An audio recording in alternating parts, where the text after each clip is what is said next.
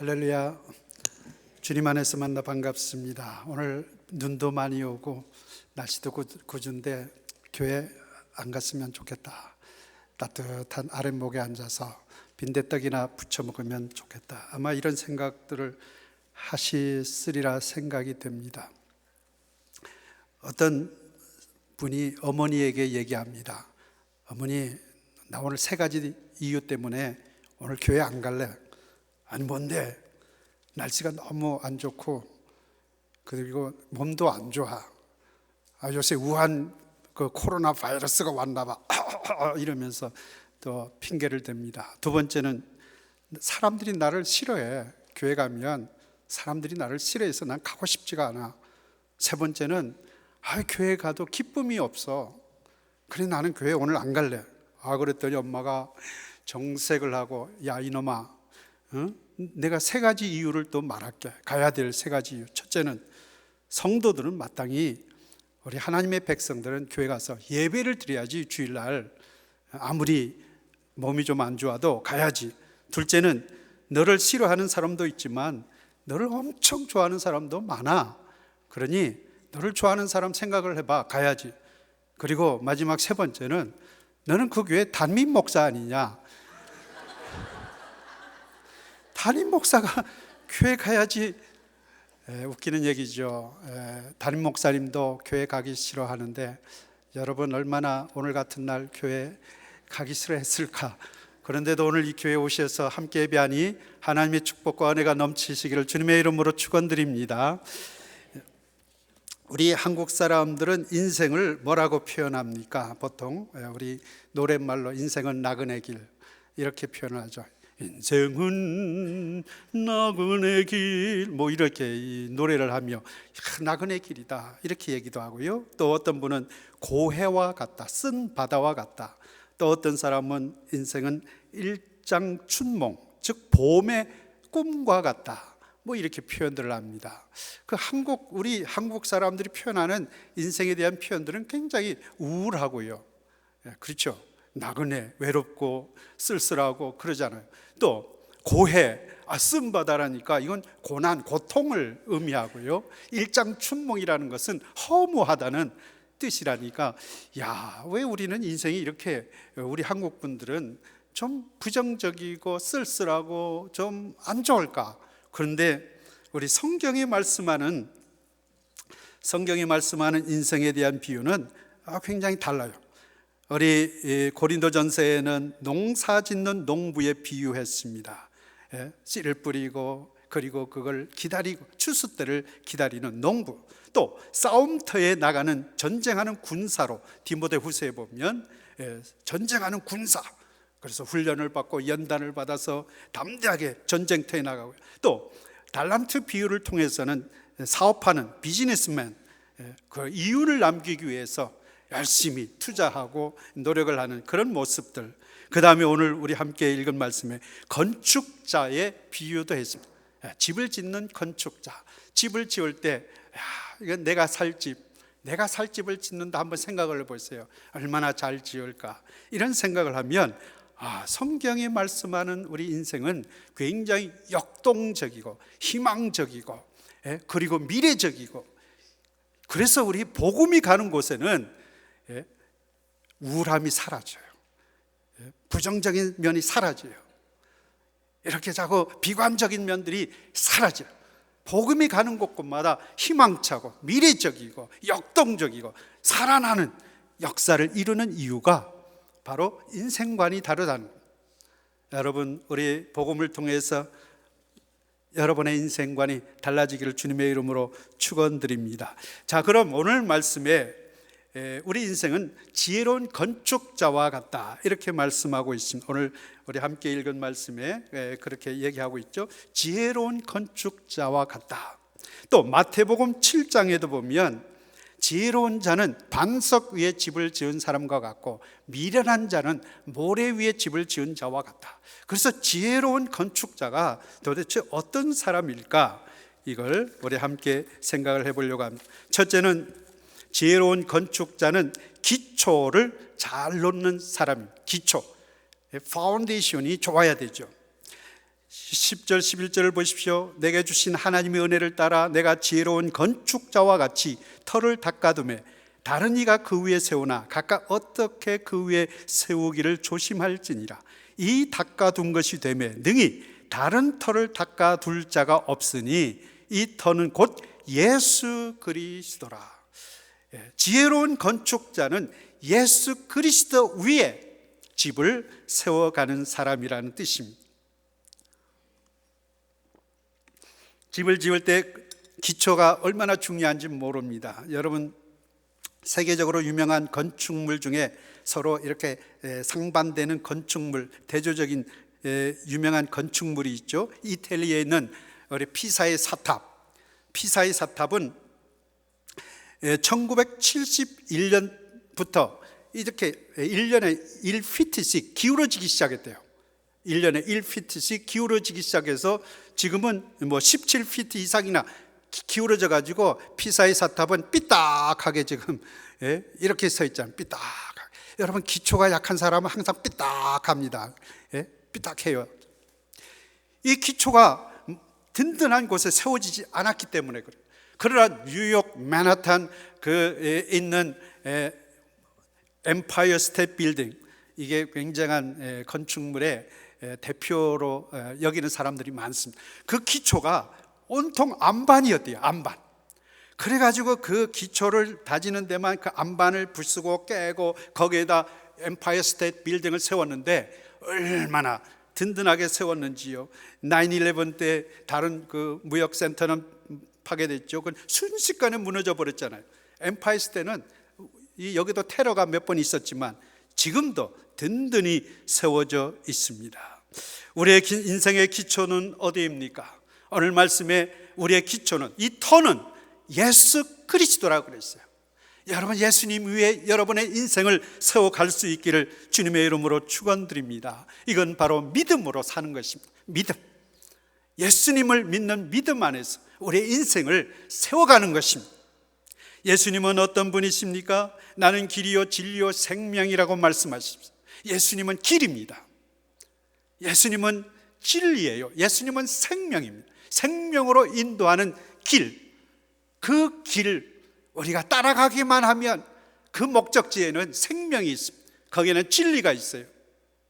이 세상 사방으로 위기에 쌓임을 당하고 길이 안 보이는 분들 계실지 몰라요. 아이고, 이거 내일을 어떻게 살까? 길이 안 보여. 예수님에게는 길이 있습니다. 홍해를 갈라 길을 만들어 놓으셨죠. 요단강을 열어 길을 만들어 놓으셨죠. 광야에 길을 내고 사막에 강을 내시는 분이 예수 그리스도이십니다. 그분이 내 인생의 기초가 돼 보세요. 와, 대단한 겁니다. 그는 생명의 떡이라고 그랬습니다. 누구든지 내게 오는 자는 이 떡을 먹고 영생을 얻으리라고 그랬습니다. 예수님은 나는 생수라 그랬어요. 생수, 목마르지 아니하리라 그랬습니다. 수고하고 무거운 짐진 자들아 다 내게로 오라. 내가 너희를 쉬게 하리라. 여러분, 이 세상 삶에 지치고 힘들고 어려울 때 어디를 찾아갑니까? 노래방을 찾아가십니까? 맥주집을 찾아가십니까? 어디를 찾아가십니까? 하나님께 나와 엎드리십시오. 수고하고 무거운 짐진 자들 다 내게로 오라 그랬어요. 그럼 내게 생수를 주마, 생명의 떡을 주마. 너희들 인생에 나를 기초로 삼고 그렇게 살아가라. 이게 주님께서 우리에게 주시는 엄청난 축복의 말씀 아닙니까? 여러분, 주님을 의지하고 살 수 있기를 주님의 이름으로 축원드립니다. 주님이 여러분의 인생에 나의 기초가 되어야 됩니다. 내가 세워가는 그 위에, 반석 위에 집을 짓는다는 말은 반석 대신 예수 그리스도 위에 집을 지어간다는 말씀. 하나하나 벽돌을 쌓아가는 것입니다. 두 번째로, 지혜로운 건축자는 좋은 건축 자재를 사용해야 됩니다. 12절에 보면 만일 누구든지 금이나 은이나 보석이나 나무나 풀이나 지프로 이 터 위에 세우면이라고 그랬습니다. 여기 6가지 종류가 나오는데 금이나 은이나 보석이나 나무나 풀이나 지피나, 그러면 6가지 중에 이걸 두 가지로 분류하면 하나는 불에 타는 것, 하나는 불에 안 타는 것. 금이나 은이나 보석은 불에 안 타는 것, 나무나 풀이나 짚은 불로 태워버릴 수 있는 것. 그러니 자, 무엇으로 집을 지을까요? 금이나 은이나 보석으로 집을 짓는 사람이 있고, 어떤 사람은 나무나 풀이나 짚으로 집을 짓는 사람도 있습니다. 물론 아프리카에 가면 그 정글 속에는 뭐 보물, 금, 은, 보석으로 지을 수 있나요? 다 나무로 그렇게 짓고요. 우리 고향에, 제주도 고향은 옛날에 초가집으로 집을 지었죠. 근데 그 초가집이 얼마나 따뜻하고 시원한지 몰라요. 자, 이거는 무슨 말씀일까? 금, 은, 보석으로 집을 지어라. 그 건축비가 엄청 들 텐데. 이건 하나의 상징입니다. 심볼입니다. 금과 은과 보석과 같은 귀한 것, 영원히 변함이 없는 것, 그런 것으로 집을 지어야 돼. 나무나 풀이나 짚으로 이거는 불에 다 없어져 버리는 것, 영원하지 못한 것, 안개처럼 사라져 버릴 그런 것으로 집을 짓지 말라는 것입니다. 금이나 은이나 보석으로 집을 짓는다는 것은 그 건축물이 든든하게 세워진다는 뜻 아닙니까? 우리 1970년대에 있었던 사건이죠. 서울 신촌 로타리 근처에 있는 와우시민 아파트 5층 건물, 아파트 5층 건물 한 동이 그냥 와르르 무너져 버렸습니다. 33명이 사망하고요, 40명이 중경상을 입은 대형 사고가 있었습니다. 근데 그렇게 무너진 아파트가 오래된 아파트가 아니라 지은 지 불과 넉 달밖에 되지 않고요, 주민들이 입주한 지 20일밖에 되지 않은 새 아파트였습니다. 그런데 그만 폭삭 무너져 버렸습니다. 왜 그런 대형 참사가 일어났는지 건축 전문가들이 나중에 이제 조사를 했습니다. 근데 이 아파트는 기둥 하나에 19mm 철근이 70개씩 들어가야 되는 그런 설계상 되어 있던 건물이었습니다. 19mm 철근이 기둥 하나에 70개 쫙 그 기둥에. 그런데 5개밖에 안 들어갔대요. 70개 들어가야 될 그 기둥에 철근이 5개밖에 안 들어가요. 나머지는 다 빼먹은 거예요. 또 시멘트, 콘크리트 배합 비율도 이 시멘트를 충분하게 섞어 넣어줘야 되는데 다 빼먹고 시멘트 넣는 신용만 넣었다는 거예요. 그러니 한마디로 건축 자재를 충분히 사용하지 않은 부실 공사였다는 거예요. 그 중간에 건축업자들이 다 빼먹고 그래서 그런 불량의 건축물을 지어놓고 사람들 하여금 입주하게 해서 33명이 사망을, 40명이 다치는 끔찍한 일을 겪게 만들었어요. 여러분, 우리 인생의 집도 여러분이 각자의 집을 어떻게 짓겠습니까? 정말 든든한 집을 지어야 되지 않겠어요? 그러려면 금과 은과 보석으로 지어야 된다는 말씀입니다. 금과 은과 보석으로. 금과 은과 보석으로 짓는다는 말은 이거는 많은 수고를 해야 된다는 뜻입니다. 나무나 풀이나 짚으로 지은 건 뭐 그냥 간단하게 지을 수 있겠죠. 그러나 깎고 다듬고 기초를 파고 많은 피와 땀과 눈물로 정성을 들여 내 인생의 집을 짓자는 것입니다. 우리 학생들이 열심히 공부하는 이유가 무엇입니까? 집을 짓는 것입니다. 내 미래의 집, 나 인생의 설계도를 그려가며 내가 공부하고 싶은 것, 내가 전공하고 싶은 것 열심히 공부하는 이유가 든든한 집을 짓고 싶은 거 아니겠어요? 젊었을 때 놀고 젊었을 때 그냥 시간만 보내고 낭비하는 삶, 70개 철근이 들어가야 되는데 대강 5개나 그냥 갖다 꽂아놓고 우리의 인생을 불량 인생으로 만들어가는 사람들이 얼마나 많아요. 불량 인생, 무너져버릴 인생.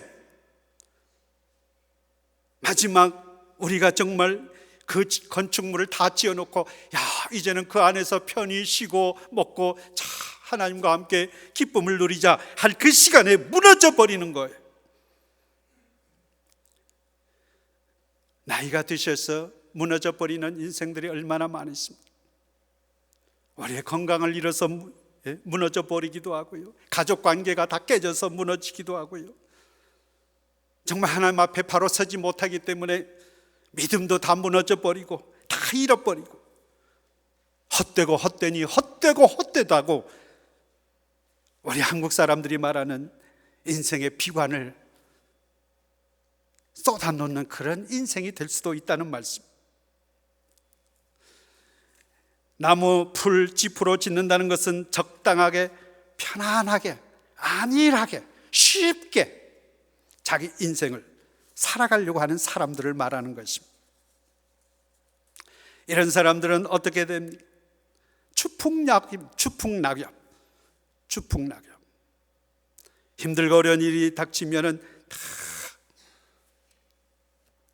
무너져 버릴 모래 위에 집을 짓는 사람과 똑같은 것입니다.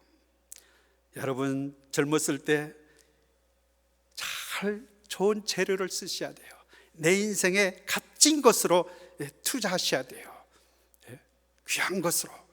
거기는 수고와 땀이죠. 우리의 금과 은과 보석이 뭐겠어요? 우리의 수고와 땀이죠. 땀과 눈물이죠. 땀과 눈물, 이게 우리의 금과 은과 보석입니다. 그 눈물과 땀, 이 수고와 희생과 헌신과 열심을 가지고 이 건축물을 하나하나 세워놓지 않는다면 어느 날 무너져 버릴 수 있다는 말씀입니다. 세 번째로, 지혜로운 건축자는 공력 테스트에 합격해야 합니다. 우리 13절 말씀을 보십시오.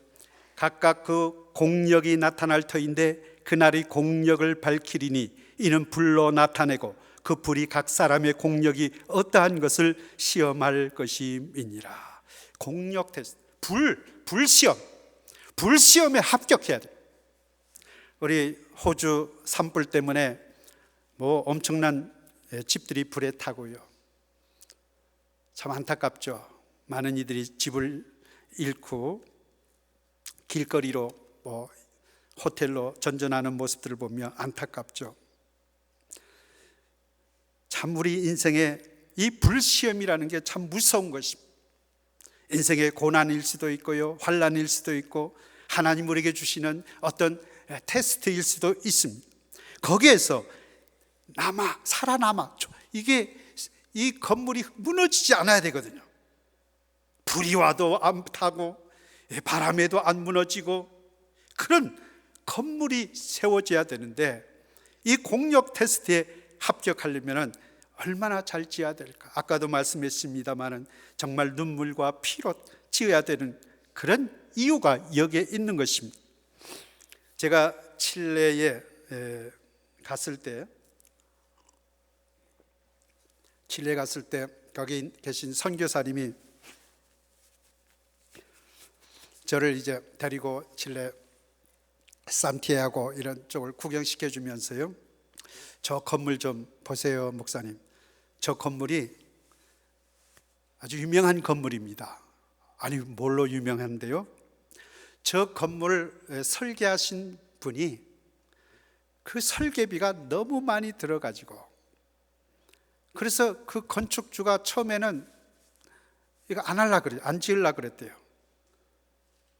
그런데 좀 손해 보더라도, 건축비가 너무 들더라도 그래 할 수 없이 맡겨놨으니, 설계사에게 맡겨놨으니 그 건물을 짓자 해서, 그 후부터 이 설계사에게 설계 주문이 안 들어오는 거예요. 왜?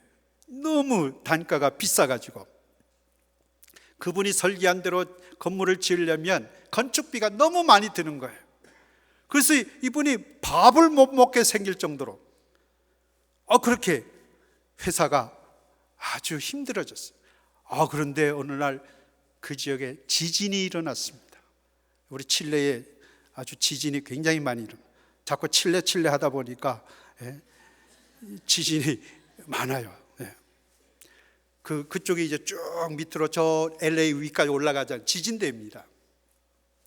지진이 일어나가지고 그 주변에 건물들이 다 무너졌어요. 그런데 이 설계사가 지은 이 건물은 유리창 하나 깨진 게 없었어요. 내진 설계가 너무너무 잘 돼가지고요, 그래서 이 건물이 우뚝 서 있고 나머지는 다 무너져 버리고, 이때 이 건물주가 말이죠, 그 설계사를 찾아가 당신 최고라고, 당신 최고라고, 당신 정말 진정한 설계사라고.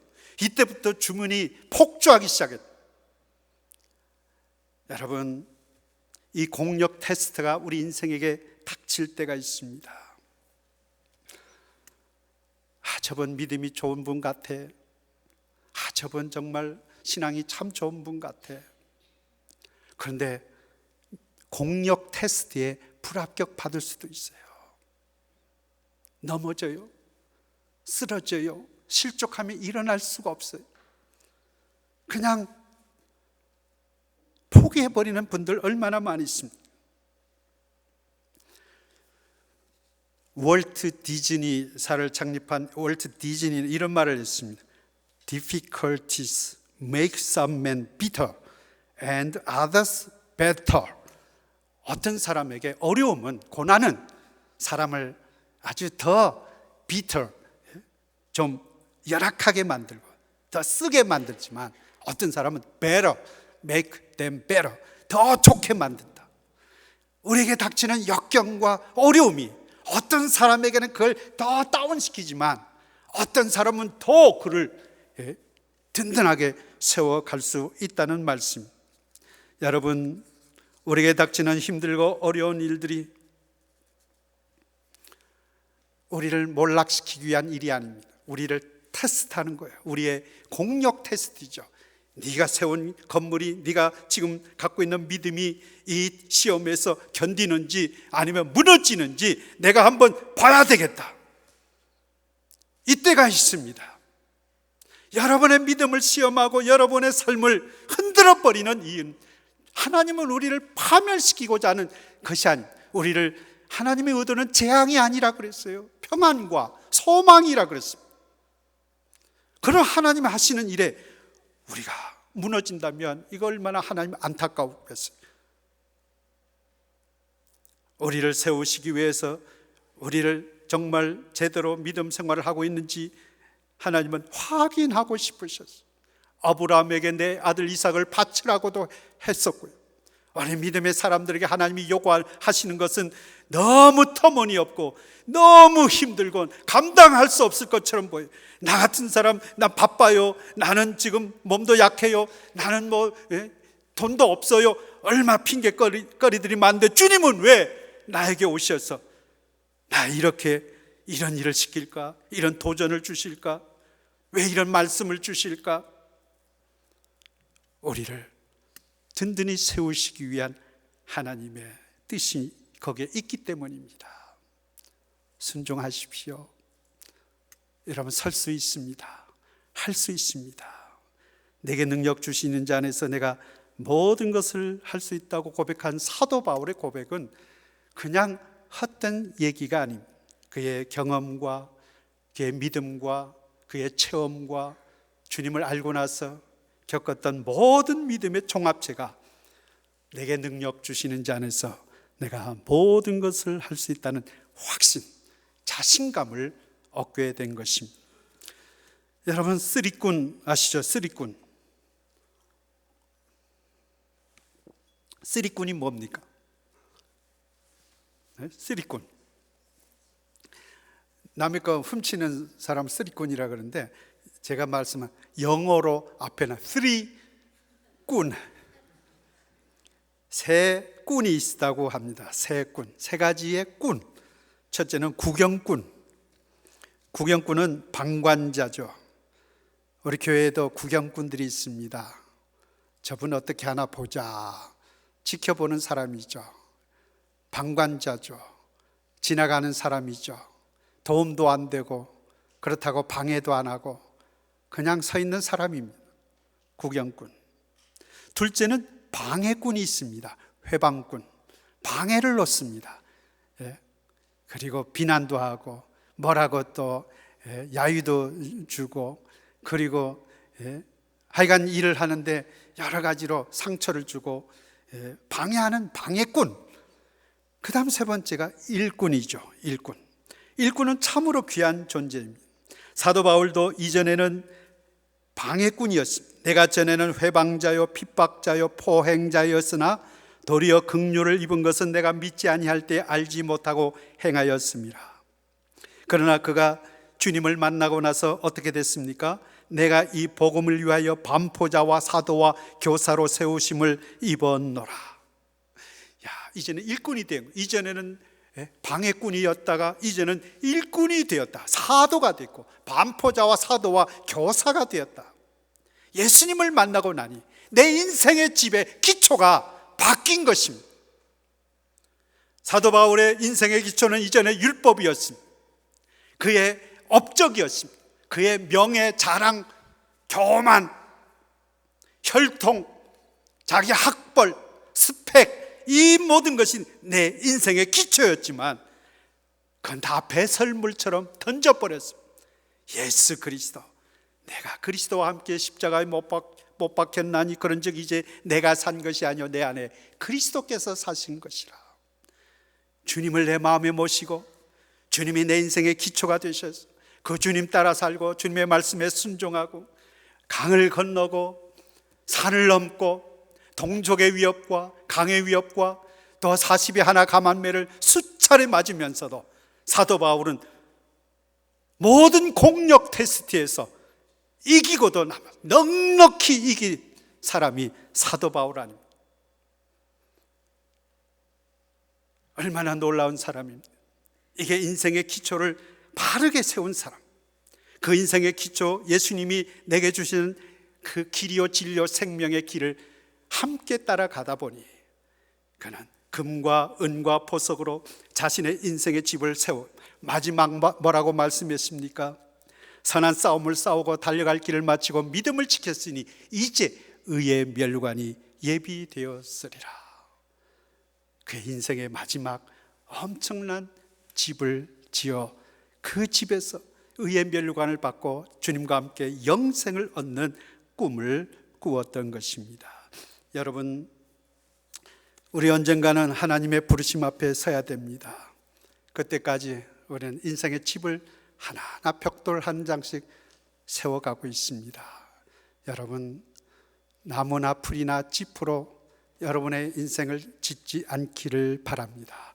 금과 은과 보석, 믿음과 눈물과 땀으로, 말씀으로 예수 그리스도 위에 예수 그리스도를 모시고 여러분의 삶을 믿음으로 세워가는 놀라운 축복과 은혜가 있기를 주님의 이름으로 축원드립니다. 우리 찬송 204장입니다. 204장 우리 찬송